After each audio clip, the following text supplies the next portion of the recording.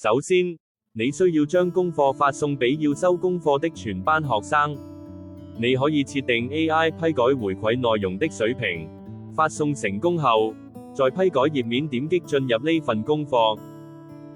準備好要上載的全班作文，要求學生要將登記在 LingoTask 的姓名或用戶名寫於作文紙上。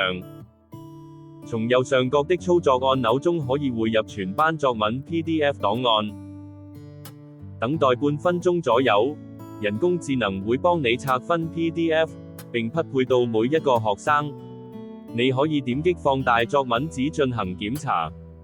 如果匹配有誤，你可以更改匹配帳號。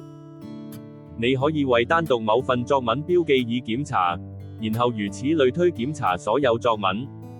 重點檢查頁碼是否連續，是否已讀取 PDF 中的所有頁面。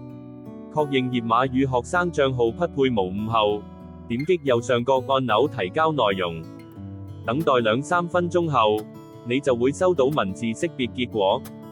檢查後，你可以單獨提交一篇作文或者全部一齊提交。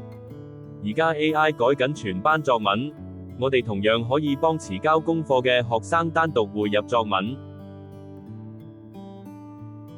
睇返已經交功課嘅列表，有一份作文已經批改完啦。等多大概2分鐘，頁面會自動刷新功課狀態，你會見到18份作文已經全部批改完成啦。成個流程，從匯入到批改完成，只需要唔到7分鐘。